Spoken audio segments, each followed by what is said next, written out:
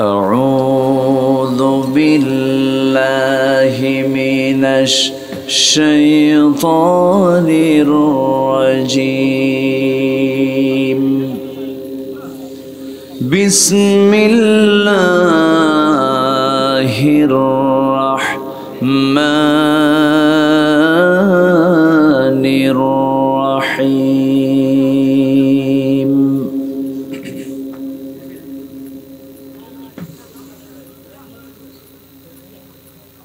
إنما وليكم الله ورسوله والذين آمنوا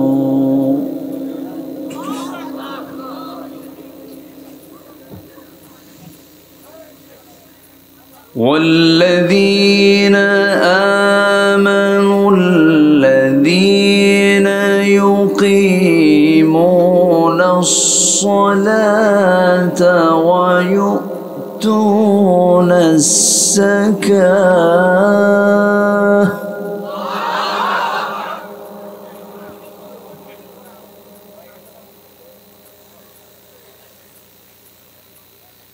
والذين آمنوا الذين يقيمون الصلاة ويؤتون الزكاة وهم راكعون.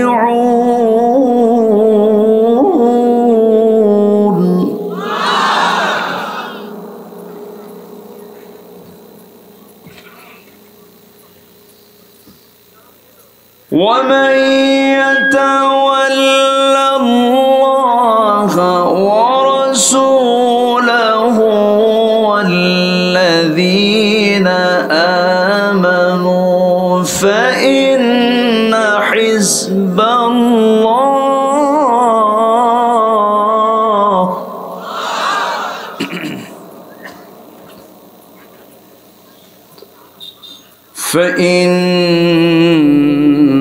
حزب الله هم الغالبون.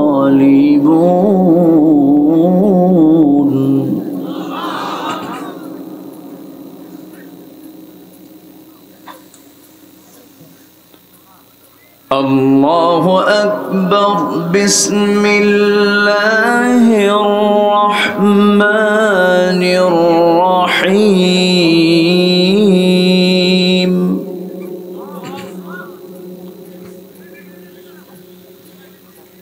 إن الله وملائكته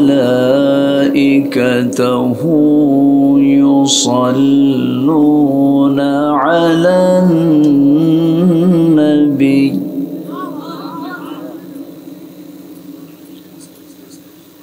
يا أيها الذين آمنوا صلوا عليه وسلموا تسليما. اللهم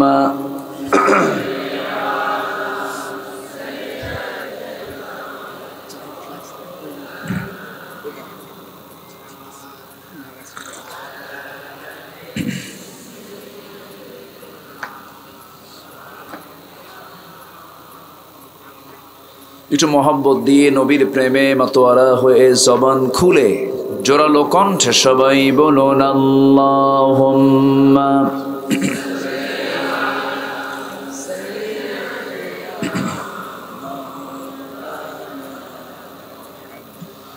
ওয়া আলা আলি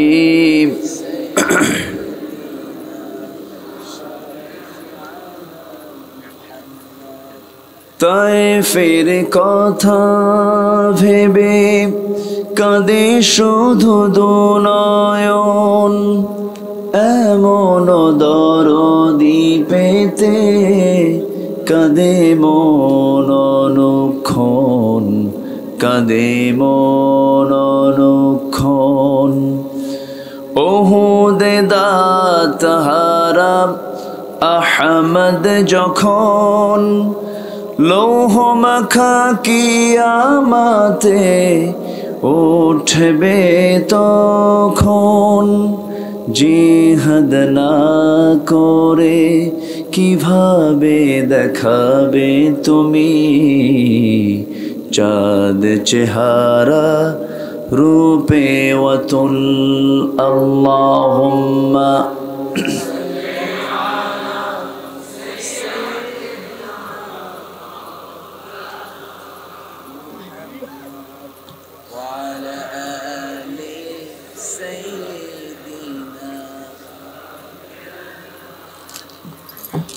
সবাই বলুন বালাগাল উলা বিকামালিহি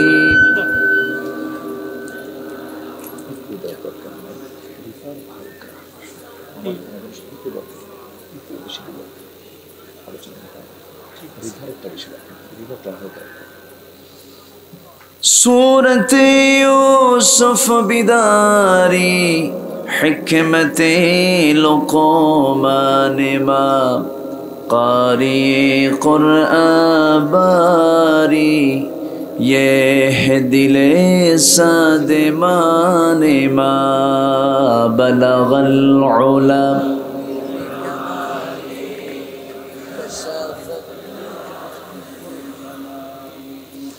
حسنت جميع خصاله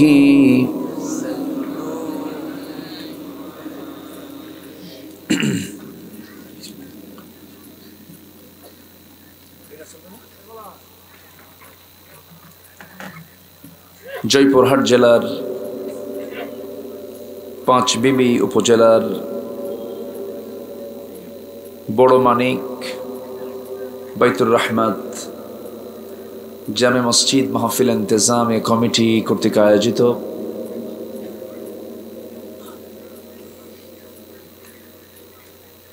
18 অক্টোবর 2023 সালে অনুষ্ঠিত তাফসীরুল কোরআন মাহফিলের আজকের এই মহৎ আয়োজনের সম্মানিত সুযোগ্য সভাপতি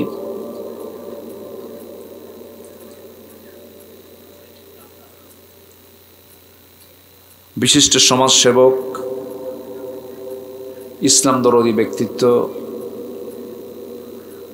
জাতীয় রাজস্ব বোর্ড ঢাকার মাননীয় মেম্বার অবসরপ্রাপ্ত মেম্বার এই গ্রামের কৃতি সন্তান জনাব রেজাউল হাসান আজকের মাহফিলের সম্মানিত প্রধান অতিথি জনাব জিহাদ মণ্ডল মাননীয় চেয়ারম্যান মহোদয় কথা বলেছেন আমার পূর্বে নন্দিত ওয়েস আমার অনুজ স্নেহধন্য হাফেজ মাওলানা আহসানুল্লাহ ওসামা উপস্থিত হযরত উলামায়ে কেরাম ফদলায়ে ইজম সুশীল সমাজ জাতির শ্রেষ্ঠ সন্তান শিক্ষক মণ্ডলী জাতির বিবেক সাংবাদিক বৃন্দ প্রশাসনের দায়িত্ব নিয়োজিত কর্মকর্তা বৃন্দ সামনে উপস্থিত দূরে কাছের বিভিন্ন স্থান থেকে ছুটে আসা কালেমার ঝান্ডাবাহী তাওহীদের পতাকাবাহী দ্বীন ইসলামের নরসারদুল বীর মুজাহিদ প্রাণ প্রিয় সম্মানিত দ্বীন ভাইরা আড়ালে বসে আছেন শ্রদ্ধেয়া সম্মানিতা মা বোনেরা আলোচনার সূচনায় আনুষ্ঠানিকতার মধ্য দিয়ে আমার পক্ষ থেকে আবারও দিল খোলা সালাম আসসালামু আলাইকুম ওয়া রাহমাতুল্লাহি ওয়া বারাকাতুহু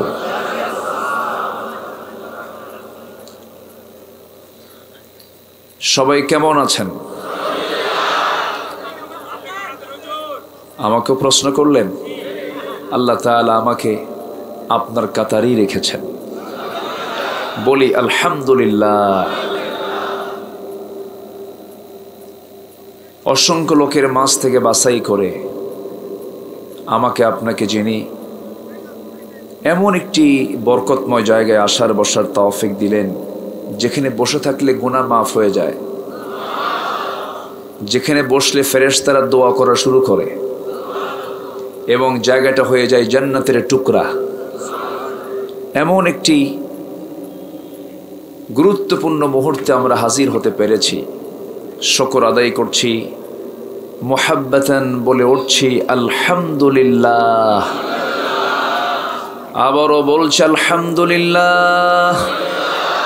চিৎকার মেরে বলছি আল্লাহুম্মা ইন্নী আসআলুকা আল হুদা ওয়াত তুকা ওয়াল আফাফা ওয়াল গিনা। সবাই বলি আল্লাহুম্মা লাকা আসলামতু ওয়া বিকা আমানতু ওয়া আলাইকা তাওয়াক্কালতু ওয়া ইলাইকা আনাবতু ওয়া বিকা খাসামতু। আমরা আল্লাহ তাআলার শুকর আদায় করে নিলাম। সম্মানিত দ্বীনি ভাইরা, মাহফিলের যে উপস্থিতি, মাহফিল কর্তৃপক্ষ একটু হিমশিম খেয়েছেন। বসার সেই অ্যাকোমোডেশন, বসার সেই পর্যাপ্ত ব্যবস্থা তারা রাখতে পারেননি। এই জন্য আমি মাহফিল কমিটির পক্ষ থেকে আমিও ক্ষমার সুন্দর দৃষ্টি কামনা করছি। অনেকে বসার জায়গা পাচ্ছেন না, তবে যিনি কষ্ট করে আলোচনা শুনবেন তার সওয়াবও কম হবে না বেশি হবে? দিন মানতে, দিনের কাজ করতে যে যত বেশি কষ্ট করবে তার পুরস্কার তত বেশি হবে, বড় হবে। এটা যদি মাথায় নেন তাহলে খুব ইজি হয়ে যাবে। যার বাড়ি মসজিদের কাছে সে নামাজে বেশি সওয়াব পায় না যার বাড়ি দূরে অথচ মসজিদ আসে কষ্ট করে? কার সওয়াব বেশি হয়? যার বাড়ি দূরে। তাহলে যারা কষ্ট করে একটু বসার সুযোগ না পেয়ে যারা আলোচনা শুনছেন, অবশ্যই তাদের সওয়াবের পরিমাণটা বেশি হবে, কষ্ট করছেন বেশি তারা। সম্মানিত ভাইয়েরা, আমার পূর্বে আমার অনুজ আমার কিছু আলোচনার সাথে আমি তার কিছু আলোচনার মিল পাচ্ছিলাম। খুব সুন্দর করে যেন আমাকেই সে রপ্ত করেছে। সুন্দর করে কিছু কথা আপনাদের সামনে অত্যন্ত প্রাঞ্জল ভাষায় উপস্থাপন করেছেন। আল্লাহ তুমি তার জেহেন জবানকে ইসলামের জন্য কবুল করে নাও।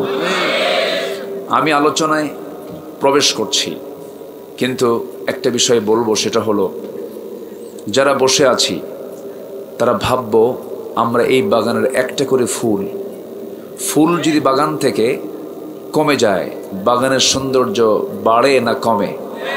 আপনি কি বাগানটার সৌন্দর্য কমাবেন? এই মানসিকতা কি সবার আছে? এই মাহফিলের শেষ কাজ হবে কি বলেন তো? দোয়া। কি হবে বলেন তো? দোয়া। আমরা দোয়ার মধ্য দিয়ে মাহফিলের ইতি টানবো। জোরে বলি ইনশাআল্লাহ।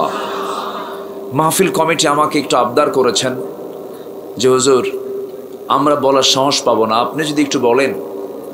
এই বিশাল আয়োজনে আমরা একটু হিমশিম খাচ্ছিলাম, তা আপনার একটু মুখ থেকে কথা বের করলে আমরা একটু বরকতে ধন্য হতাম। তো আমি যদি প্রথমেই, কারণ মাঝখানে অথবা শেষের দিকে মাঝে মাঝে চিরকুট দেবে, একটু বিব্রত বোধ হবে। তো একটু যদি চাদর অথবা ব্যাগ যদি আপনার কাছে যায়, এটা কি বিরক্ত মনে করবেন না বরকত মনে করবেন? বরকত মনে হবে তো? আগে নিয়ত করবেন, মেহেরবানি করে পকেটে হাত দেন, তবে নিজের পকেটে, কিন্তু অন্যের পকেটে না। এটা নিজের পকেটে হাত দিয়ে যে যা পারি আমরা দেব। কই ভলেন্টিয়াররা কোথায়? এই মাইকওয়ালা শোনেন। আচ্ছা, ভলেন্টিয়াররা কোথায়? তাড়াতাড়ি। হ্যাঁ, মেহেরবানি করে ব্যাগগুলো যাচ্ছে, জিকিরের তালে তালে আমরা সবাই দেব। জিকির করেন সুবহানাল্লাহ।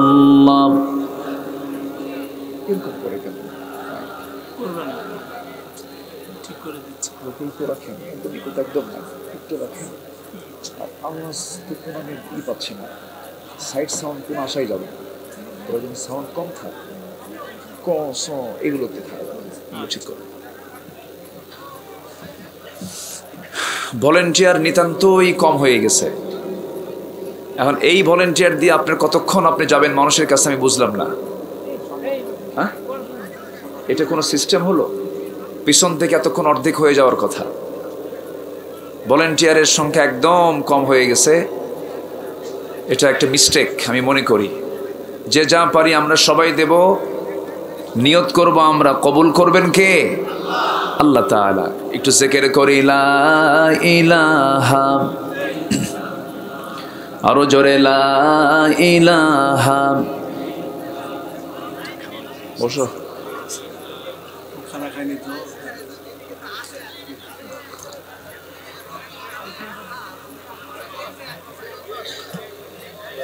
ভলেন্টিয়ার ভাই ছাড়া অন্য কোনো ভাই দাঁড়ানো কিন্তু এটা সুস্পষ্ট আদবের খেলাফ হবে। মেহেরবানি করে যে যা পারি আমরা দেব আমরা। আমাকে দেবেন কে? আল্লাহ। আল্লাহ কম দেবেন না বেশি দিবেন? কৃপণ কে? বান্দা না আল্লাহ? আল্লাহ কৃপণ, বান্দা কৃপণ, কিন্তু আল্লাহ কৃপণ না। আপনি হয়তো কৃপণতা কেউ দিচ্ছেন, কম কম দিচ্ছেন, কিন্তু আল্লাহ বেশি বেশি দিবেন। আলহামদুলিল্লাহ। যে যা পারি আমরা সবাই দেওয়ার চেষ্টা করব। জোরে বলি ইনশাআল্লাহ। মাইক আগে যা ছিল তাই রাখেন, আপনি আগের মতো করে সাজায় দেন।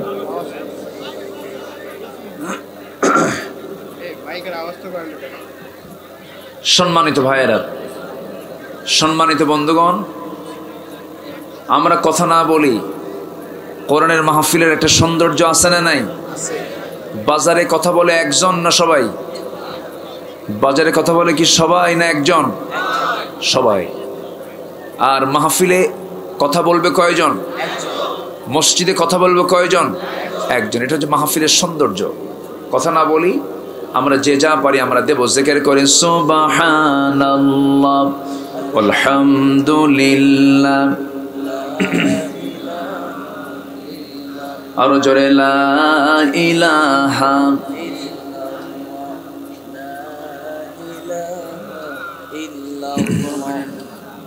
আরো জোরে লা ইলাহা। ব্যাগগুলো গেল কোথায় দেখি না তো একটা। ব্যাগ এবার নিয়ে পিছনে দৌড় মারলো না তো? জি, খুব দ্রুত আগাচ্ছে আলহামদুলিল্লাহ।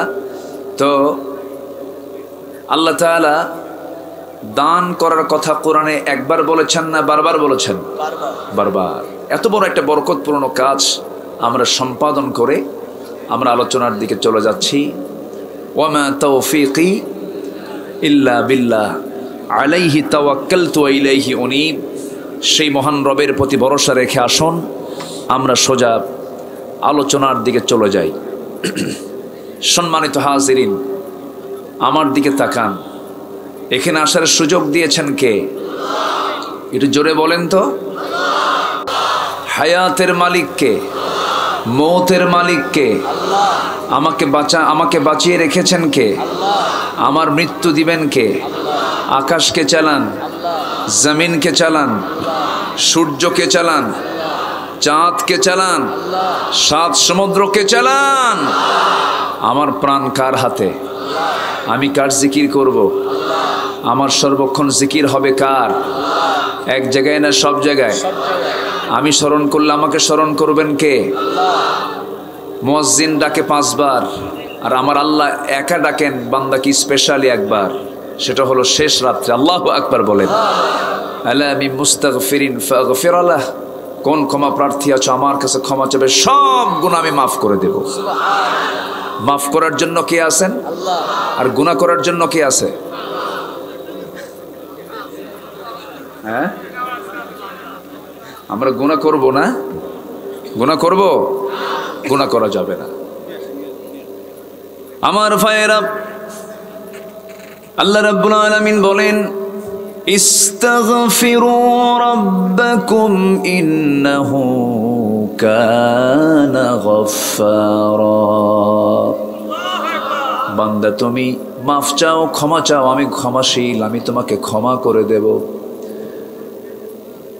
তোমার গুনার পাহাড় তোমার কাছে মনে হতে পারে তুমি গুনার পাহাড় করে ফেলেছো, জেনে রেখে দিও তোমার যদি গুনার পাহাড় হয়, আমার রহমতের দরিয়া তার চাইতে অনেক বড়। জোরে বলে সুবহানাল্লাহ।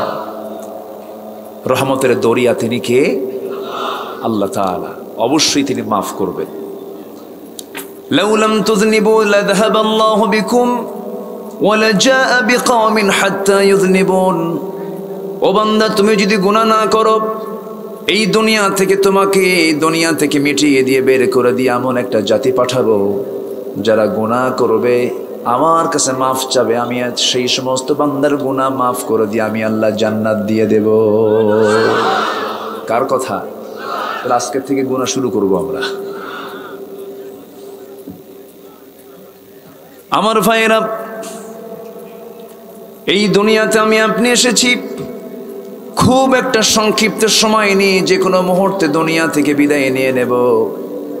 গতকালকে আমার অত্যন্ত প্রিয় একজন ভাই দুনিয়া থেকে বিদায় নিয়েছেন। রোড অ্যাক্সিডেন্টে দুনিয়া থেকে বিদায় নিলেন। যে লোকটা আগের দিন সকালবেলাও ভালো, গতকালকে সকালবেলাও ভালো মানুষ, সুস্থ মানুষ, বেলা 11টার দিকে রোড অ্যাক্সিডেন্ট হলো, দুনিয়া থেকে বিদায় নিলেন। বিদায় নিয়ে আজকে তিনি কবরবাসী হয়ে গেছেন।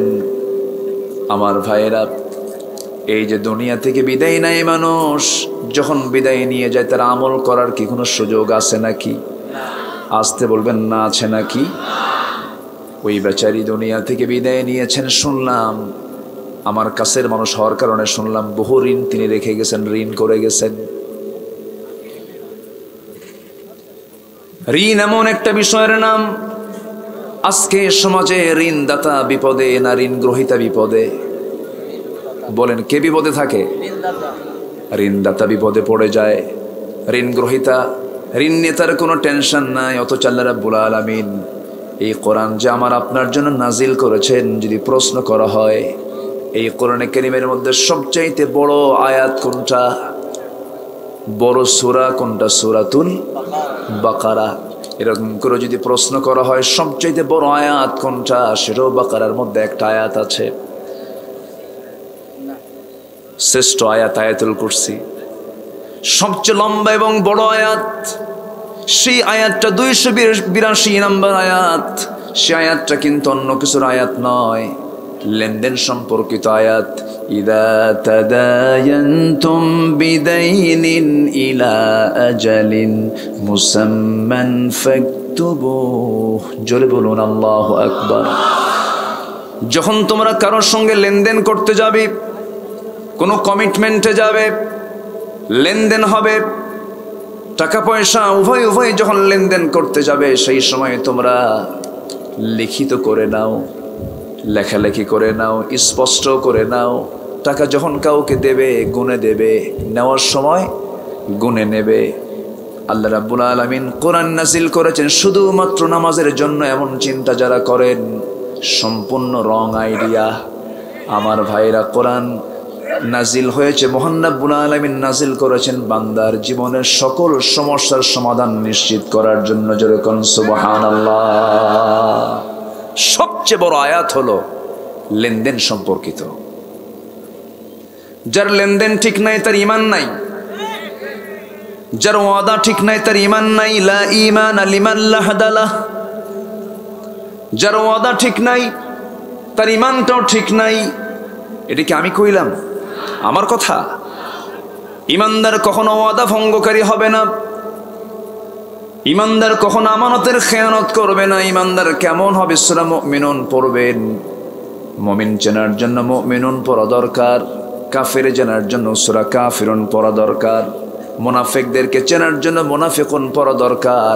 সব জাতের ব্যাপারে চরিত্রের সমস্ত বিবরণ কোরআন শরীফে আছে না নাই? বলেন। মুনাফিকরা সত্য কথা বলে না মিথ্যা কথা বলে? ইন্নাল মুনাফিকিনা লাকাযিবুন। নিঃসন্দেহে মুনাফিকরা হলো অতিশয় মিথ্যাবাদী।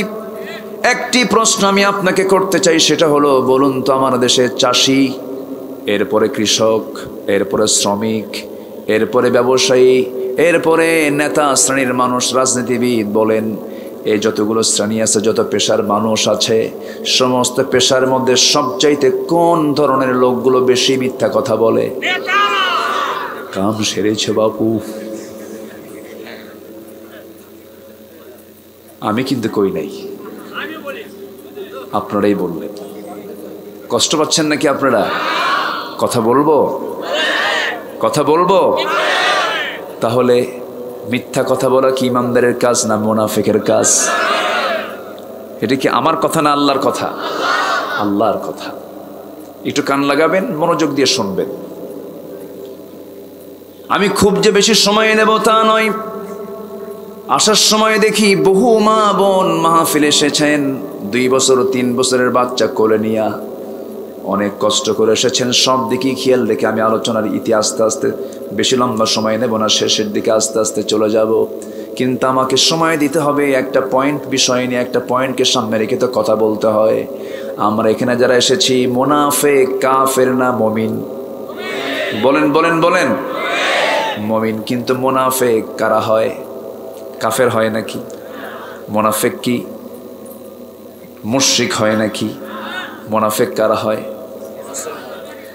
যার নামাজও আছে, যার রোজাও আছে, যার মুখে দাড়িও আছে, যিনি হাজী সাহেব, লম্বা কাপড়ও পরেন, চেহারা এত সুন্দর জিব্রাইল ফেল, কিন্তু এইদিকে তিনি মুনাফিক হয়ে বসে আছেন।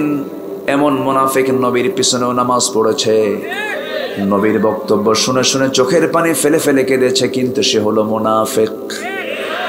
আজকে সমাজে বুঝি নাই? আসতে বলবেন না, আছে না নাই? আমার বন্ধুগণ, মুনাফিককে, মুনাফিক আপনি চিনবেন কেমনে? নিজেও তো বোঝা যায় না। যেমন একজন সাহাবীর কথা মনে হলো, সাইয়েদনা ওমর ফারুকের নাম সবাই শুনেছেন। কয় নাম্বার খলিফা?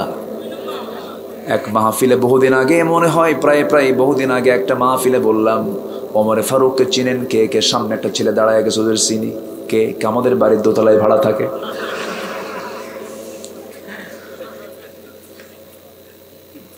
ওমর ফারুক সাধারণ কোনো নাম নয়, কোরআনের নাম হলো ফুরকান, আর ওমরের নাম হলো ফারুক। ওমরের নাম কি? ফারুক। সত্য এবং মিথ্যাকে তিনি পার্থক্য করে দিতেন। আল্লাহু আকবার বল। ওমর ফারুক রাদিয়াল্লাহু তাআলা আনহু, আল্লাহ তাআলা তাকে কি সম্মান দিয়েছেন।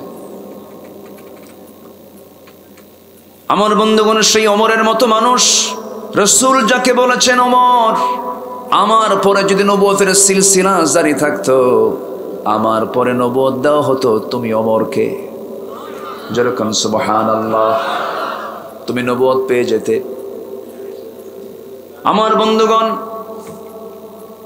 এত দামি একজন সাহাবী, রাসূল তাকে নিয়ে লক্ষ্য করে বলেছেন, আমার ওমর জান্নাতি, আমার আবু বকর জান্নাতি, আমার ওসমান জান্নাতি, আমার আলী জান্নাতি, আমার তালহা জান্নাতি, আমার আব্দুর রহমান ইবনে আউফ জান্নাতি। 10 জন সাহাবীকে রাসূল নিজের মুখে বলেছেন, এরা সব জান্নাতি। যেরকম সুবহানাল্লাহ। সেই ওমরের মতো মানুষ একজন সাহাবীর কাছে সকাল দুপুর বিকালে আসতেন, যে সাহাবীর কাছে মুনাফিকদের লিস্ট থাকতো।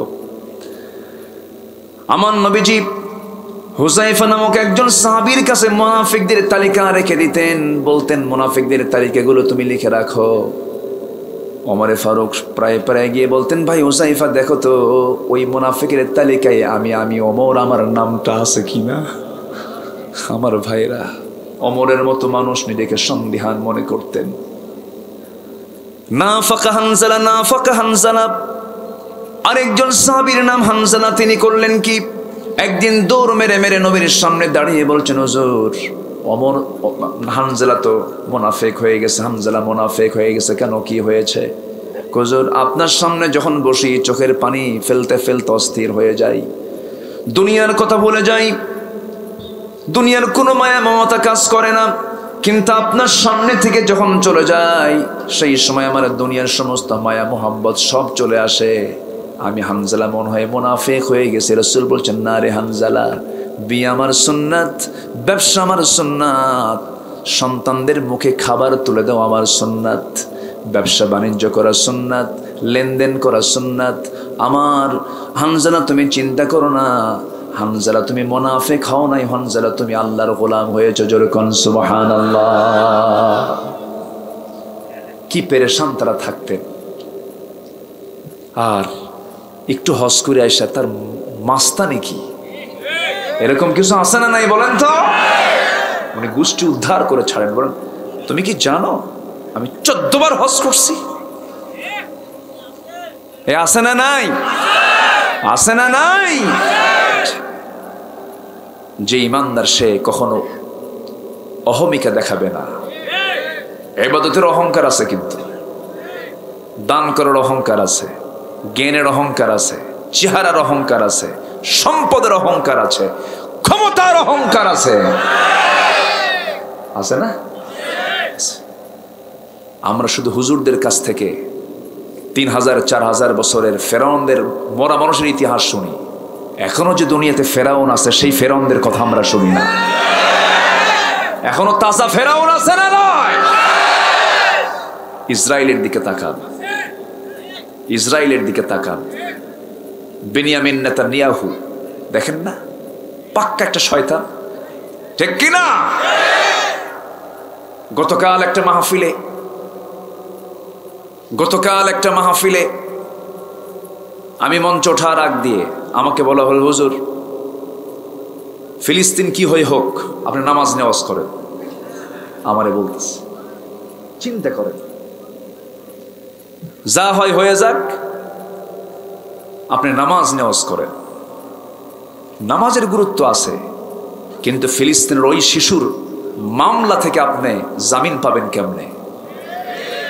যে শিশু বাবাকে হারালো, মাকে হারালো, ভাইকে হারালো, বোনকে হারালো, ঘর বাড়ি সব বম্বিং করে উড়াইয়া দিল, সেই ছোট্ট শিশুটা খোলা আকাশের নিচে দাঁড়িয়ে মুক্ত আকাশের দিকে তাকিয়ে নখটা উঁচু করে বলছে, আকাশের মালিক আল্লাহ, বাপ হারিয়েছি, মা হারিয়েছি, ভাই হারিয়েছি, বোন হারিয়েছি, খাবার নাই, ক্ষুধা, আল্লাহ তুমি আমাদেরকে চালাও, তুমি আমাকে দেখো। কিন্তু আল্লাহ, গোটা পৃথিবীর 180 কোটি মুসলমান কোথায় আমাদের পাশে দাঁড়ালো? আল্লাহ তোমার আদালতে তাদের বিরুদ্ধে মামলা দিলাম, জামিন কেমনে নিবেন? কেমনে জামিন নিবেন? নাকে তেল দিয়ে ঘুমাবেন, আর ইমানদারের জন্য আপনি কিছু বলবেন না। আপনি মুনাফিক হয়ে গেছেন, মুনাফিক হয়ে গেছেন। কষ্ট পাচ্ছেন? ইমানদার চাকরি হারানোর ভয় করে না। ইমানদার পৃথিবীতে বেঁচে থাকার জন্য মায়া করে না। ইমানদার চিন্তা করে আমার ইমানটা কেমনে মজবুত থাকবে, ঠিক কিনা বলেন? সম্মানিত ভাইয়েরা, সাবাহ করিম নামে এক মহিলা ডাক্তার,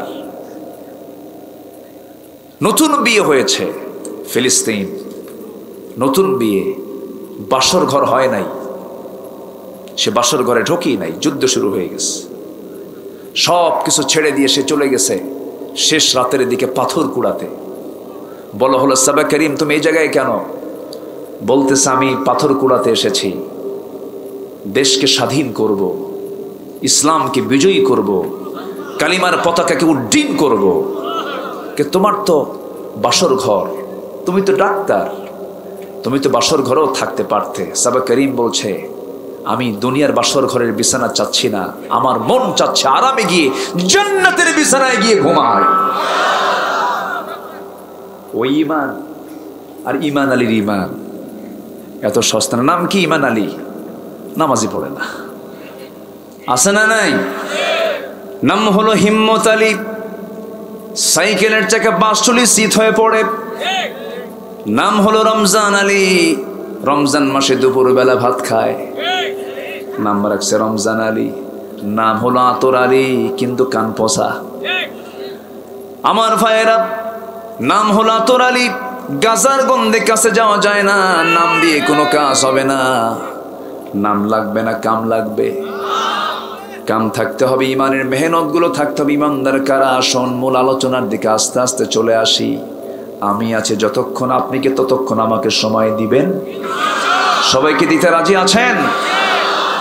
আল্লাহ রাব্বুল আলামিন সুন্দর করে সূরাতুল মায়েদার ভেতরে বলছেন, ইন্নামা ওয়ালিয়্যুকুমুল্লাহু ওয়া রাসূলুহু ওয়াল্লাযীনা আমানুল্লাযীনা ইউকিমুনাস সালাতা ওয়া হুম রাকিউন ওয়া মান ইয়াতাওয়াল্লাল্লাহা ওয়া রাসূলুহু ওয়াল্লাযীনা আমানু فإن حزب الله هم الغالبون জোরে বলুন আল্লাহু আকবার।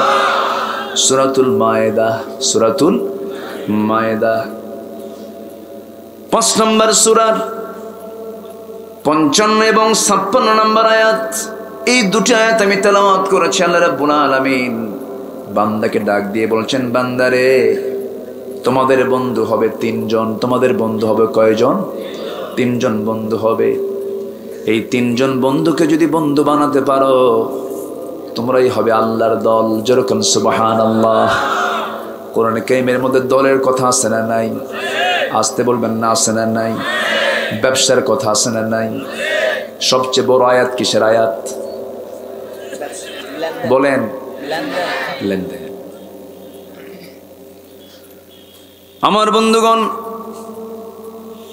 আল্লাহ রাব্বুল আলামিন এমন কোন বিষয় নেই যার মধ্যে বাদ রেখেছেন।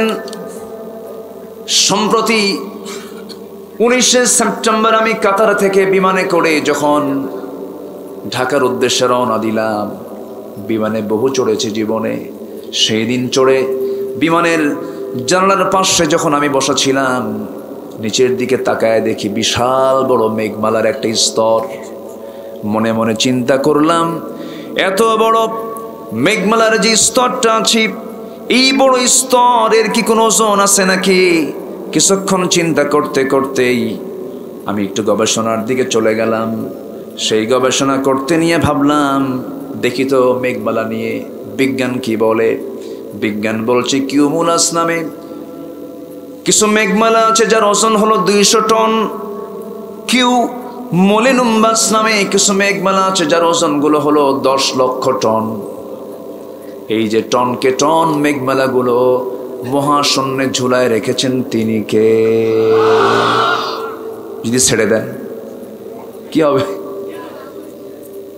সব শেষ হয়ে যাবে, সব ডিস্ট্রয় হয়ে যাবে।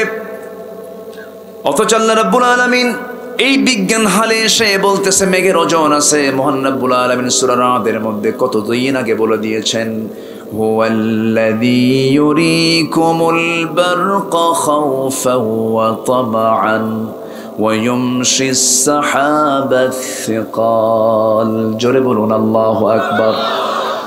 তিনি সেই মহান রব যিনি আকাশে উত্থিত করেন ভারী মেঘমালা। মেঘের যে ওজন আছে, বিজ্ঞান কি প্রমাণ করেছে না কোরআন থেকে ধার করেছে? কোরআন থেকে ধার করেছে। এই যে মিসাইল গুলো মারতেছে, এই মিসাইলের কথা সূরা ফিলে বলেছেন কে? বিমান হামলা করছে, বিমানের তত্ত্ব সূরা ফিলে দিয়েছেন কে?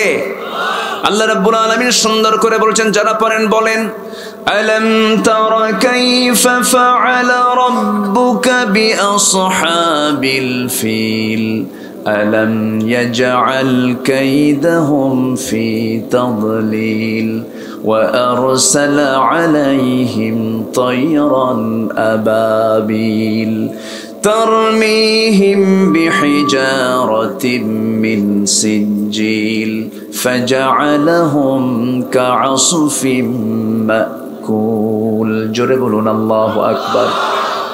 আমার নবীর জন্মের আগের ঘটনা।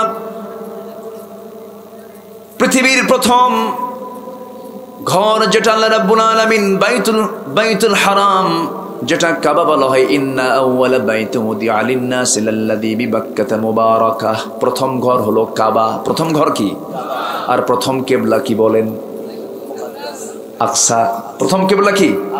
আকসা। প্রথম ঘর কোনটা? কাবা। ইন্না আউওয়ালা বাইতুন উদিআ লিন-নাসি লাল্লাযী বিবাক্কাহ। আল্লাহু আকবার। প্রথম ঘর হলো কাবা। এই কাবা নির্মাণ হয়েছে পৃথিবীর প্রথম ঘর হিসেবে আল্লাহ রাব্বুল আলামিন নিজে এই ঘরটা নির্মাণ করেছেন ফেরেশতাদের মাধ্যম দিয়া। এই ঘরকে ভাঙ্গার জন্য একটা বাহিনী পাঠিয়েছিল, হস্তি বাহিনী। কিসের বাহিনী বলেন? সেই বাদশার নাম কি ছিল বলেন তো? আব্রাহা। এই আব্রাহা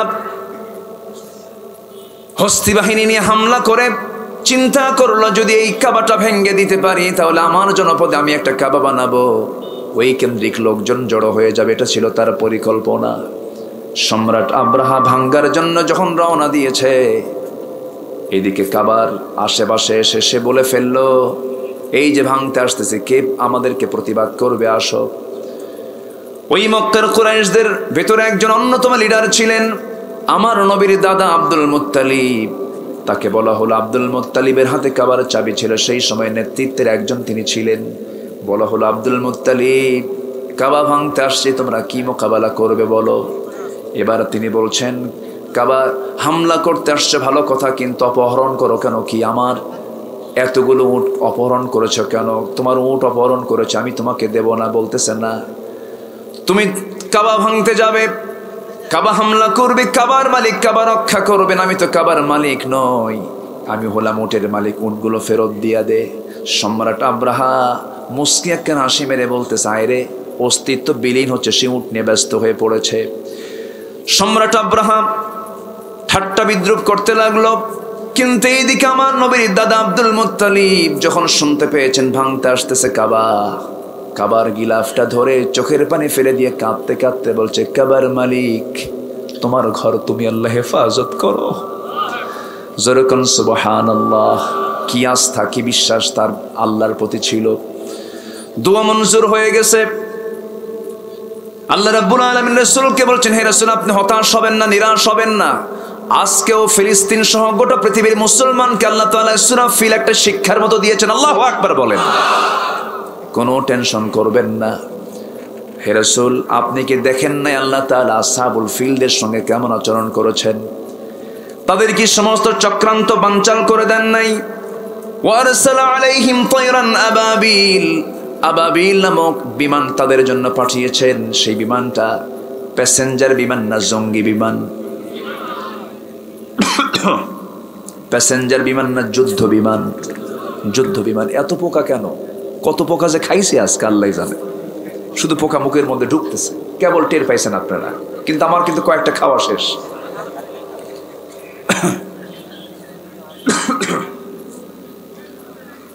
আমার ভাইয়েরা,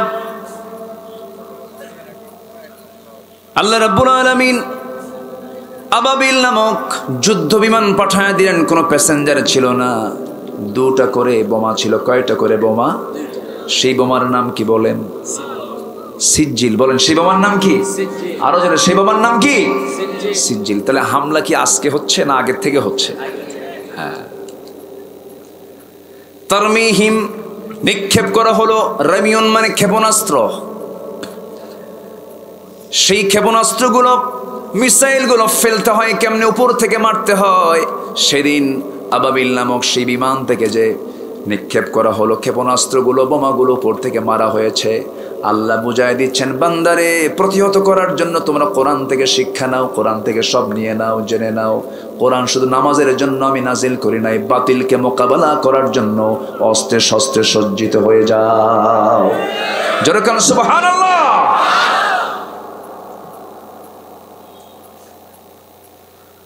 আমার ভাইয়েরা, মিষ্টি খাওয়া সুন্নাত,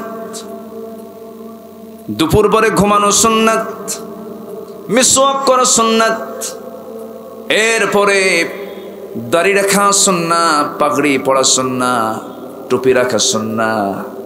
আমি কোনোটাকে আমি খাটো চোখে দেখছি না, অবশ্যই দাম আছে সুন্নতের। এক একটা সুন্নতকে জিন্দা করা মানে বিশাল বড় সওয়াবের কাজ। আমি অবশ্যই সম্মান রেখে বলতে চাই, কিন্তু মিষ্টি খাওয়া সুন্নাত আর দাঁত ভাঙ্গা সুন্নাত কি কখনো সমান হতে পারে?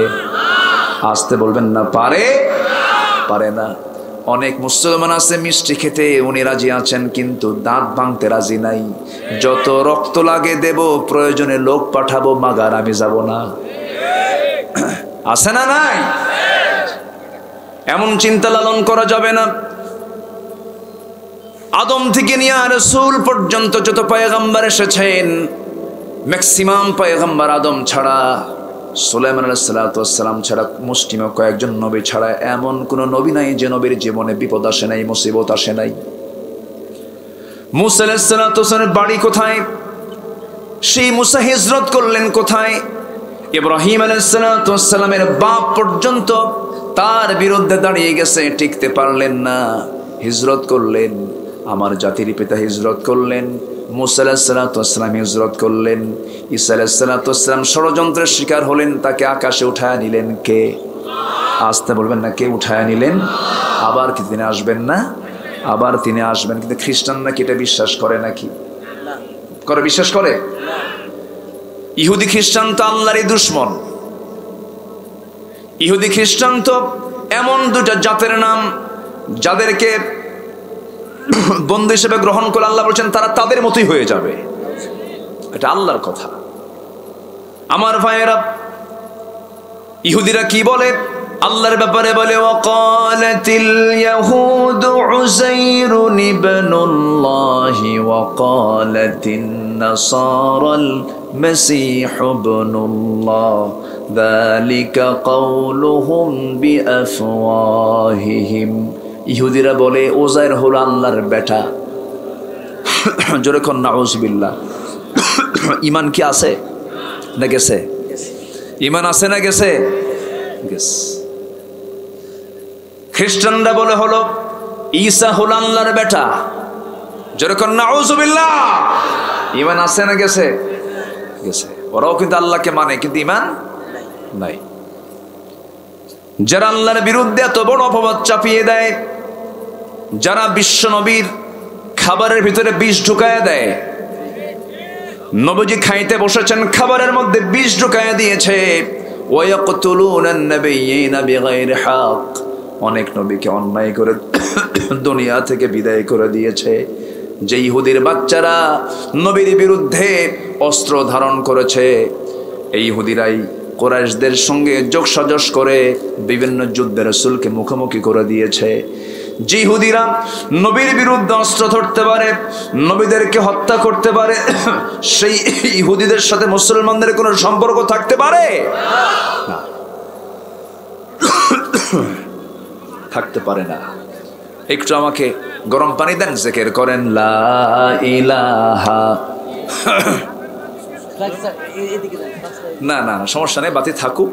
মশা কিছু যদি, পোকা যদি কপালে থাকে কিছু খাবি তো। না না না, জিকির করি লা ইলাহা লা ইলাহা, আরো জোরে লা ইলাহা লা ইলাহা সুবহানাল্লাহ ওয়ালহামদুলিল্লাহ।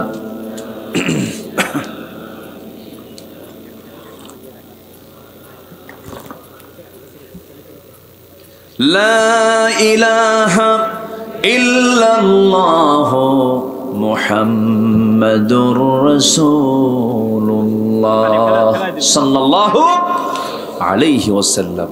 আপনি হিন্দুকে বিয়ে করেছেন, ভালো কথা, সমস্যা নেই, ভালো, কিন্তু ওনাকে কি হতে হবে? মুসলমান হতে হবে। থাক না, মুসলমান হতে হবে। আপনি এখানে ফ্যান পাখা নড়াবেন, আমার না দেখে আপনার পাখা দেখবে মানুষ, ঠিক আছে না? তো আপনি হিন্দুকে বিয়ে করেছেন, ভালো কথা, কিন্তু শর্ত হলো মুসলমান হতে হবে। কিন্তু সমাজেই এমন কথাও প্রচলন আছে, এমনকি পার্লামেন্টে দাঁড়িয়েও কেউ কেউ বলেছেন যে আমি আমার ছেলেকে বিয়ে দিয়েছি ভারতের কলকাতার গাঙ্গুলি পরিবারে, আমার ছেলে মুসলমান, আমার বউটা হিন্দু। সে যখন ভারতে থাকে, কলকাতায় থাকে, তখন সে পূজা করে, আর ঢাকায় যখন আসে তখন সে নামাজ পড়ে। দেখছে, বলে যে এটাই তো ধর্মের স্বাধীনতা। চিন্তা করেন, যাদের কাছে এমন মনে হয় ইসলাম কি এমন? আসতে বলুন, ইসলাম কি এমন? ইসলাম কোন ধর্মকে গালি দেয় না। ইসলাম মন্দির পাহারা দিতে বলেছে, চার্চে হামলা করতে বলে না, প্যাগোডায় হামলা করতে বলে না। কিন্তু মুসলমান কখনো ইসলাম ছাড়া অন্য কোনো ধর্মের প্রশংসা করতে পারে না। এখানে প্রশ্নবিদ্ধ হয়ে যাবে ঈমান। সম্মানিত ভাইয়েরা, মাহফিল করার জন্য অনেক মেহনত করতে হয়েছে আজকের মাহফিল কমিটিকে। আমরা এখানে আসি, কথা বলি, কোরআন থেকে বলি, কিন্তু একটা পক্ষের খুব টেনশন, কি যেন কয়, কি যেন হয়, কি হবে ভাই বলেন তো, হবেটা কি বলেন? এখানে মানুষ এসে বসে কান্না চোখের পানি ফেলে আল্লাহর কাছে কাঁদতে কাঁদতে এখান থেকে বিদায় নেয়। এই তো হয় এখানে। যাদের কাছে এই মাহফিল পছন্দ হয় না, আমার মনে হয় তাদের রক্তটা দূষিত রক্ত। আসতে বলবেন না, জোরে বলুন ঠিক কিনা? রক্তগুলো ফিল্টারিং করা দরকার, একটু ফ্রেশ করা দরকার, বিষাক্ত রক্তগুলো। কোরআন তো সুদের পক্ষে কথা বলবে না। তো তুমি সুদ খাইবা, তোমার তো আজ ভালো লাগবে না।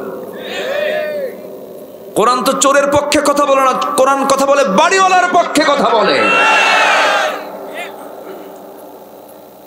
কোরআন ডাকাতের পক্ষে কথা বলে না, কোরআন খুনির পক্ষে কথা বলে না, কোরআন জালিমদের পক্ষে কথা বলে না। কোরআন বলে হলো মাজলুমের পক্ষে কথা।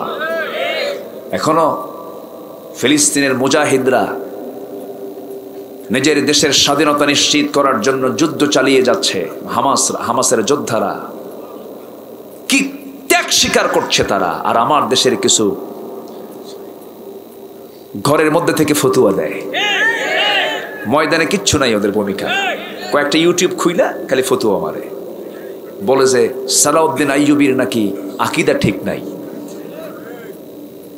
শহীদ সালাউদ্দিন আইয়ুবী এই বাইতুল মুকাদ্দাসকে বিজয় করেছিলেন। বাইতুল মুকাদ্দাসকে বিজয় করে মুক্ত করে 3000 দালাল আলেমদেরকে তিনি হত্যা করেছিলেন। কিছু বদমাইশ আলেম নামের কলঙ্ক আছে না নাই? আসতে বলবেন না, আছে না নাই? সুলতান আব্দুল আজিজ মিশর সফরে গেলেন। মিশরের বাদশাহ ইসমাইল এই বেচারি বাদশাকে সম্বোধন জানানোর জন্য পর্যাপ্ত আয়োজন করলেন। আয়োজন করে কিছু আলেমদেরকে ডাকলেন, ডেকে বললেন যে যেহেতু এত বড় একজন সুলতান আমার দেশে এসেছে, তার প্রতি তোমরা সম্মান প্রদর্শন করো, তার প্রতি তোমরা শ্রদ্ধা নিবেদন করো। তা আলেমদের একটা বিশাল টিম, তারা মাথা নিচু করে কর্নিশ করে সুলতান আব্দুল আজিজকে সম্মান জানালো। সুলতান আব্দুল আজিজ এগুলো দেখলেন। দেখার পর শুধু একজনকে দেখলেন, বড় একজন আলেম শেখ হাসানুল আদাদি। এই বেচারি বুকটা উঁচু করে সুলতানের সামনে শুধু সালাম সম্বোধন করলেন, এর চাইতে বেশি কিছু করলেন না। তখন রাজা খেপে গিয়ে, শাসক ইসমাইল খেপে গিয়ে বলল, তুমি এত বড় বেয়াদব, তুমি এত বড় সুলতানের সামনে তুমি মাথা নিচু করতে পারলে না, সম্মান জানাতে পারলে না। সুলতান আব্দুল আজিজ বলতেছে, বাদশাহ ইসমাইল, এতগুলো আলেমদের ভিতরে আমি একটা কি হক আলেম মনে করি যে হাসানুল আদাদি, যে কারোর সামনে মাথা নত না করে ইসলামের পদ্ধতি অবলম্বন করেছে। আমার দেশে তেল মারা হুজুর আছে না নাই? আমার দেশে তেল আবাদ হয় না আপেল আবাদ হয়? কি আবাদ হয়? তেল, সরিষার তেল। খালি এই জন্য তেল মারে। আপেল যদি আবাদ হতো, আপেল কেন নিচে না পড়ে উপরে উপরে কেন না উঠে নিচে কেন নামলো? তাহলে নিউটন তৈরি হতো। সম্মানিত ভাইয়েরা, হক কথা বলবো, বাতিলদের সামনে মাথা নত করবো না আমরা। সুদকে হারাম বলবো, সুদ খাবো না। চুরিকে হারাম বলবো, চুরি করব না। জুলুমকে হারাম বলবো, জুলুম করব না। মিথ্যাকে মিথ্যা বলবো, সত্য বলবো না। আল্লাহ বলছেন, বান্দা তুই জান্নাতি। জোরে কোন সুবহানাল্লাহ। আরো জোরে বলি সুবহানাল্লাহ। জান্নাত যাওয়ার জন্য বেশি কিছু লাগে না আমার ভাইয়েরা, জান্নাতে যাওয়ার জন্য বেশি কিছু লাগবে না। একজন সাহাবী নবীর সামনে এসে দাঁড়িয়ে বলেছেন, হুজুর আমি যদি 5 ওয়াক্ত নামাজ পড়ি, ইযা সাল্লাইতুল মাকতুবাত ওয়া সুমতু রমাদান ওয়া হালালতুল হালাল ওয়া হারামতুল হারাম ওয়া লাম আযিদ আলা যালিকা শাইয়ান আদখুলুল জান্নাতা ইয়া রাসূলুল্লাহ। আমি যদি 5 ওয়াক্ত নামাজ, রমজান মাসের রোজা, হালালকে হালাল জেনে হালাল জীবন গ্রহণ করা, হারামকে হারাম জেনে হারাম জীবনকে বর্জন করা, এই 4টা কাজ যদি করি আমি কি জান্নাত পাবো নাকি? রাসূল বললেন, তুমি জান্নাত পেয়ে যাবে। নাম। এবার সাহাবী বলছেন, হুজুর আমি এই 4টার বেশি আর একটাও বেশি করব না, তবু আমি জান্নাত পাবো নাকি? হ্যাঁ, তুমি জান্নাত পেয়ে যাবে। যেরকম সুবহানাল্লাহ। আমার ভাইয়েরা, এত দোয়া করি আমরা, দোয়াগুলো যায় কোথায়? লক্ষ লক্ষ মুসলমান দোয়া করে, লক্ষ লক্ষ মসজিদ থেকে দোয়া হয়, দোয়াটা কবুল হবেও বা কেমনে? কারণ মসজিদ কমিটির সভাপতি হলো বিশিষ্ট সুদখোর, সেক্রেটারি মদখোর, ক্যাশিয়ার হলো জেনাকার। আমি কি ভুল বলছি? আমি কি ভুল বলছি? কেমন করে আপনি ওয়াজ করবেন মসজিদে? খতিব সাহেব খুতবা দিতে নেই, সুদের ব্যাপারে কেমনে কথা বলবেন? সভাপতি সুদ খায়। মদের বিরুদ্ধে কথা বলবেন কেমনে? মদ খায় সেক্রেটারি। জেনার বিরুদ্ধে কথা বলবেন কেমনে? কারণ জেনাকার হলো ক্যাশিয়ার। হঠাৎ করে একদিন খতিব সাহেব খুতবা দিতে নিয়ে নামাজের মধ্যে, খুতবার মধ্যে হঠাৎ করে একটা আয়াত বলছেন, লা তাকুলুর রিবা আদআফান মুদাআফা, চক্রাকারে সুদের কারবার কইরো না। এই ওয়াজের অনুবাদ, এই আয়াতের অনুবাদ করতে করতে খতিব সাহেবের চোখ, সওদের চোখে লেগে গেছে, বলে ফেলছে কথা। নামাজ শেষ, সভাপতি এসে বলতেছে, হুজুর সুদের বিরুদ্ধে আপনি কথা বলবেন, ভালো কথা, ঠিক আছে, কিন্তু আপনি ওই সুদের কথা বলার সময় আপনি আমার দিকে চেয়ে এই ওয়াজটা করলেন কেন? কি কথা কি বুঝতেছেন?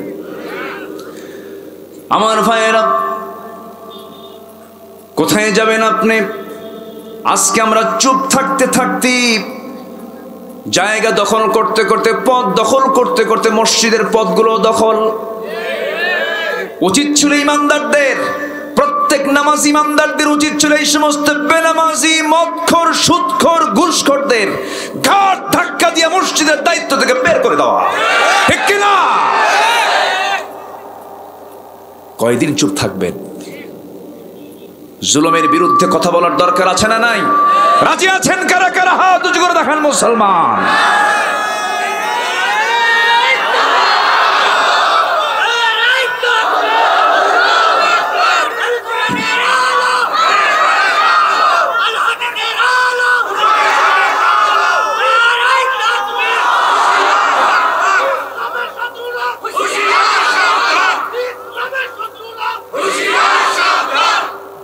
আল্লাহ কবুল করুন।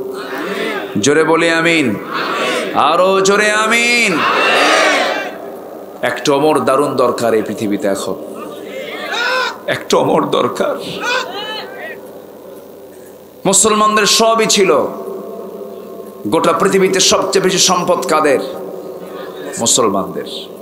পৃথিবীর সবচেয়ে ধনী রাষ্ট্র 1 নম্বর তালিকায় মুসলমান। কাতার 1 নম্বর ধনীর তালিকায়। সম্মানিত ভাইয়েরা, সবই ছিল, প্রতি 4 জনে 1 জন মুসলমান। প্রাকৃতিক সম্পদের দিক থেকে মুসলমান, এরপরও মুসলমান মার খাচ্ছে। এর 1 নম্বর কারণ হলো মুসলমানদের অনৈক্য। মুসলমান এক নাই, আমরা এক হব। জোরে বলি ইনশাআল্লাহ, আরো জোরে বলি ইনশাআল্লাহ। আমার ভাইয়েরা, তাহলে আমরা যদি আল্লাহর বন্ধু হতে চাই, আমরা যদি আল্লাহর প্রিয় হতে চাই, আমরা 3 জনকে বন্ধু বানাবো। ইমানদারের বন্ধু হবে 3 জন। 1 নম্বর বন্ধু কে? আসতে বলবেন না কে? আমাকে দেখেন কে? আমাকে শোনেন কে? আমাকে জানেন কে? আমি চলে যাব কার কাছে? ছিলামও কার কাছে? আবার ফিরে যেতে হবেও কার কাছে? আল্লাহর কাছে। আল্লাহ আমার কাছে না দূরে? খুবই কাছে। আল্লাহ তোমার সবচেয়ে কাছে। তিনি আমার সমস্ত ফয়সালাগুলো করবেন, তিনি আমার সমস্ত সিদ্ধান্তগুলো তিনিই দিবেন।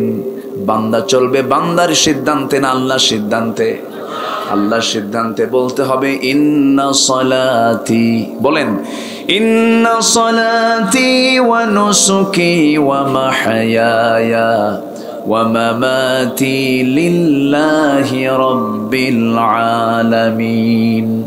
আমার সালাত, আমার কুরবানি, আমার জীবন, আমার মরণ সব কার জন্য হবে? আসতে বলবেন না, কার জন্য হবে? মারতে চাইলেই কি মারতে পারবে নাকি? কখনো নয়। বন্দুকের গুলি মিস হয়ে যাবে, আল্লাহ যদি আপনাকে বাঁচান। সকল ষড়যন্ত্র বুমেরাং হয়ে যাবে, আল্লাহ যদি বাঁচান। মুসাকে কে বাঁচিয়েছেন? ইব্রাহিমকে কে বাঁচিয়েছেন? কে বাঁচিয়েছেন? সে আল্লাহ নাই? আসতে বলবেন না, সে আল্লাহ নাই? আচ্ছা আমার ভাইয়েরা,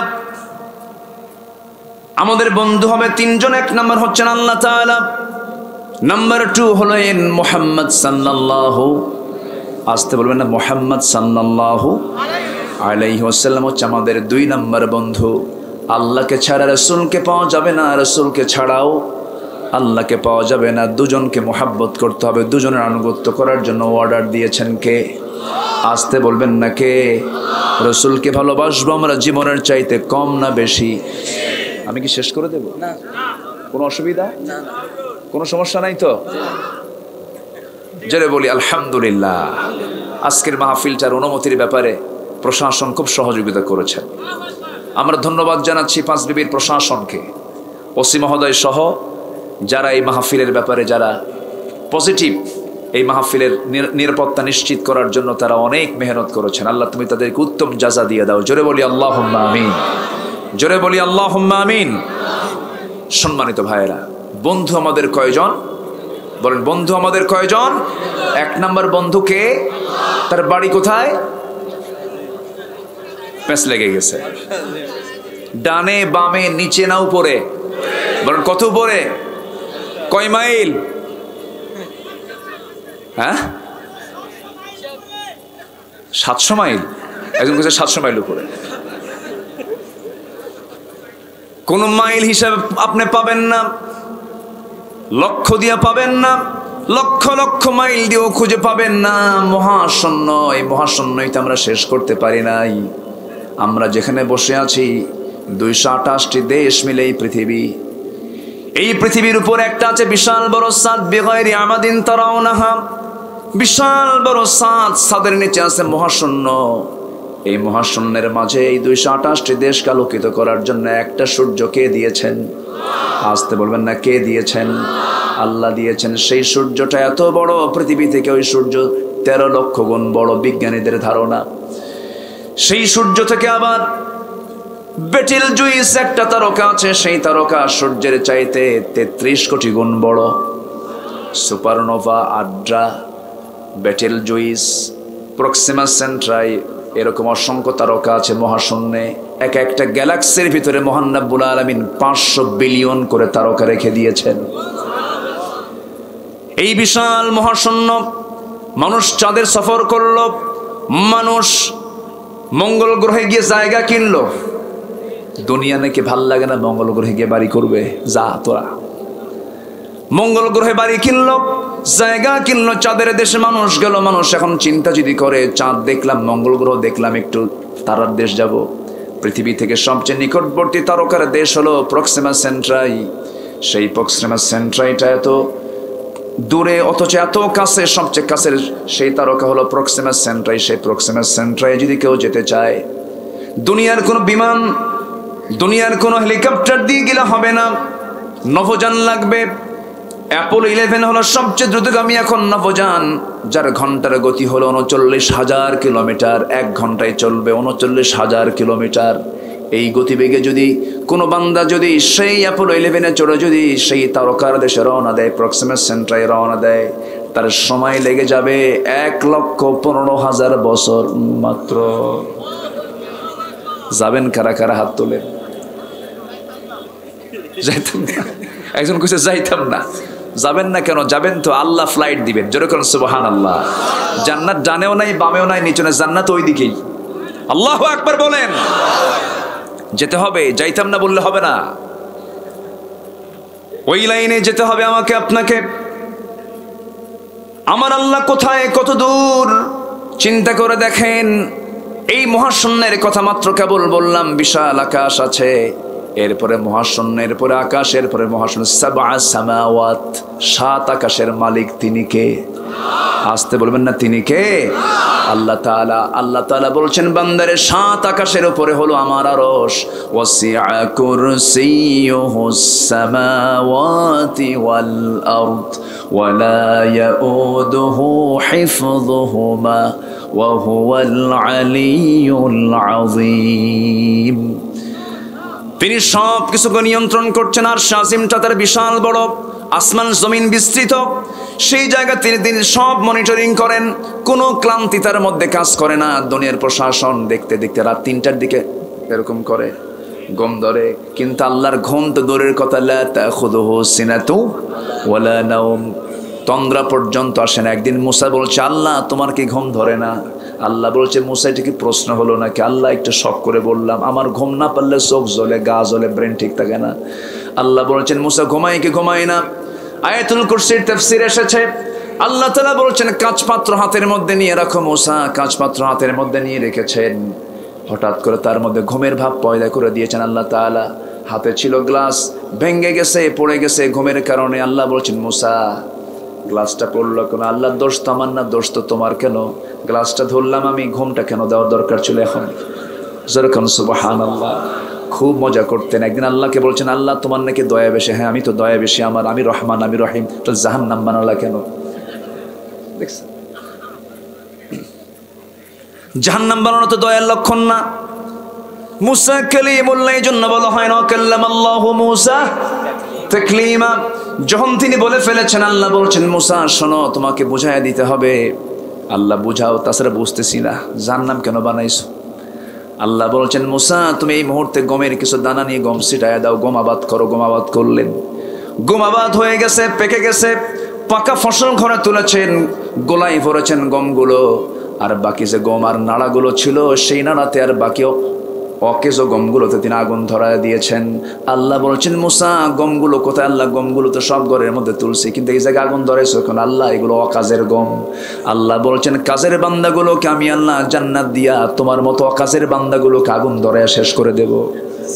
জোরে খান সুবহানাল্লাহ। আল্লাহু আকবার। মুসা কয়, আল্লাহ বুঝতে পারছি তুমি রহমান। আমার বন্ধুগণ, অনেক কথা, অনেক কথা, একটু কান লাগান, মনোযোগ দিয়ে শোনেন। আল্লাহর সঙ্গে মহব্বত থাকতে হবে, কম না বেশি? মুসা বলতেছে, আল্লাহ একটা প্রশ্ন করব, কি আমি তোমারে দেখব? আল্লাহ বলছেন, লেন তারানি, আমাকে তুমি কখনো দেখতে পাবে না। আল্লাহ, অবশ্যই তোমাকে দেখব। মুসা যা কয় চেষ্টা করে। আল্লাহ বলছেন, ঠিক আছে মুসা, লেন তারানি বলার পরও তোর সহ্য হয় না, আয় তুই তুর পাহাড়ে। তুর পাহাড়ে যায়া ঠিক ছিলেন না, শীত হয়ে পড়ছে, শীত হয়ে পড়ে গেছেন, সেন্সলেস হয়ে গেছেন, আর পারলেন না। আল্লাহ বলছেন, মুসা দেখছো নাকি? মুসা বলছেন, আল্লাহ দেখবো কখন, আর আগেই তো আমার হুঁশ নাই। আল্লাহ বলছেন, মুসা তুমি আমাকে দুনিয়াতে দেখবে না, তুমি আমাকে দেখবে জান্নাতের মধ্যে। পূর্ণিমা রাতের চাঁদের চেয়েও তুমি আমাকে উজ্জ্বল দেখতে পাবে, স্পষ্ট দেখতে পাবে। জোরে বলুন সুবহানাল্লাহ। সবাইকে আল্লাহকে দেখতে রাজি আছেন? কিন্তু আল্লাহকে দেখতে রাজি হলে জাহান্নামকে ভয় করার দরকার আছে না নাই? জান্নাতে দেখা হবে কার সাথে? জাহান্নামে দেখা হবে কার সাথে?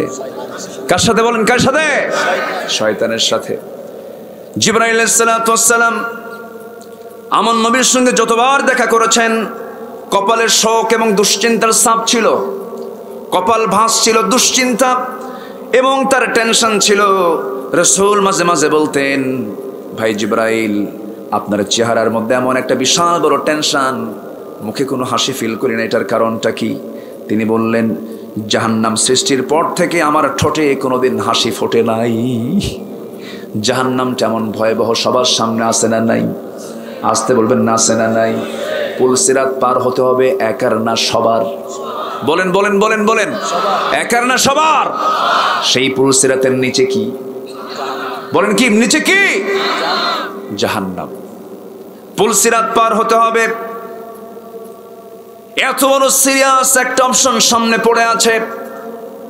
সব স্টেশনে রাসূলকে লাগবে, মরে যাব, কবরে লাগবে, মিজানে লাগবে, হাউজে কাউসারে লাগবে, হাসরে লাগবে, পুল সিরাতে লাগবে। রাসূল বলছেন, ও আমার সাহাবীরা, কোথাও যদি না পাও তোমরা আমাকে পাবে হাউজে কাউসারে। হাউজে কাউসারে আমাকে যখন দেখতে পাবে, জান্নাতের পেয়ালা দিয়ে আমি ওই হাউজে কাউসার থেকে পানি তুলবো, পানি তুলে নিয়ে আমি তোমাকে খাওয়ায় দিয়া আমি তুমি একসঙ্গে জান্নাতে চলে যাবো। জোরে কোন সুবহানাল্লাহ। আমার ভাইয়েরা, জাহান্নামের গভীরতা এমন, এর মুখ থেকে একটা পাথর, জাহান্নামের গভীর বিশাল গভীরতা, এর মুখ থেকে যদি একটা পাথর ফেলে দেওয়া হয়, জাহান্নামের তলদেশে যেতে সময় লেগে যাবে 70 বছরের সময় লাগবে। আল্লাহু আকবার বলেন। আমার বন্ধুগণ, এই জাহান্নামের মধ্যেই চাঁদ এবং সূর্যকে যদি নিক্ষেপ করা হয়, জাহান্নামে তা অবলীলায় সব হেরে যাবে। এত ভয়ঙ্কর জাহান্নাম সবার সামনে আছে না নাই? আসতে বলবেন না, আছে না নাই? চামড়া গুলোকে আল্লাহ তাআলা বাদদাল্লাহুম জুলুদান, চেঞ্জ করে দিবেন, আবার নতুন চামড়া হবে। চামড়ার আগুন লাগলে পরে চামড়ার মধ্যে সেই দাহ্য ক্ষমতা থাকবে না, ফিলিংস থাকবে না, অনুভূতি থাকবে না, আবার নতুন করে চামড়া আল্লাহ তাআলা বানায় দিবেন। এমন শাস্তি জাহান্নাম আল্লাহ রাব্বুল আলামিন রেখে দিয়েছেন। সেই জাহান্নাম খাটার কি শক্তি আমাদের আছে নাকি? কেউ জাহান্নামকে যেতে চায় নাকি? আল্লাহ বলছেন, জাহান্নাম থেকে যদি বাঁচতে চাও 3 জনকে বন্ধু বানাও, আর 4টা কাজ জাহান্নামীরা করে জাহান্নামে গেছে, সেই 4টা কাজ তোমরা বাদ দাও। জাহান্নামীদের জাহান্নামে যাবার 1 নাম্বার কারণ হলো নামাজটা না পড়া, নামাজটাকে ছেড়ে দেওয়া। নামাজ আমরা ছাড়বো না পড়বো? নামাজ আমরা ছাড়বো না পড়বো? কয় ওয়াক্ত নামাজ? আসতে বলবেন না, কয় ওয়াক্ত নামাজ? 5 ওয়াক্ত নামাজ। জাহান্নামবাসীদের শরীরের চামড়া 126 ফুট পর্যন্ত হয়ে যাবে, এত পুরু হবে তাদের চামড়া, তাদের শরীরটা বিশাল বড় হয়ে যাবে। কেউ কেউ বলেছেন তাদের এই 2 ঘাড়ের দূরত্ব হবে কয়েকশো মাইল লম্বা, বিশাল বড় তাদের দেহ হবে। জাহান্নামের মধ্যে ফেলে দেওয়া হবে। সেই জাহান্নামে তারা যুগের পর যুগ সময় সেই সময়গুলো পার করবে। তবে আমার বন্ধুগণ, জাহান্নামে আমরা যদি না যেতে চাই, অবশ্যই জাহান্নামীদের কাজগুলো আমরা বাদ দিতে হবে। জাহান্নামীদের কাজগুলো আমরা বাদ দিয়ে দেব। জাহান্নামীরা বেনামাজি, আমরা কি হব? আসতে বলবেন না, কি হব? 5 ওয়াক্ত নামাজ পড়বেন কারা কারা? জোরে বলি ইয়া আল্লাহ। আরো জোরে বলি ইয়া আল্লাহ। আরো জোরে বলি ইয়া আল্লাহ। আমাদেরকে 5 ওয়াক্ত সালাত আদায় করার তৌফিক তুমি আল্লাহ দিয়া দাও। জোরে বলি আমিন। জাহান্নামের মধ্যে খাদ্য আছে না নাই? খাদ্য আছে। সেটা কি? আপেল, মালটা। জাহান্নামের মধ্যে কি খাবারগুলো থাকবে তাও আল্লাহ তাআলা কোরআনে তুলে ধরেছেন। আবার জান্নাতের খাবারগুলো আল্লাহ তাআলা তুলে ধরেছেন।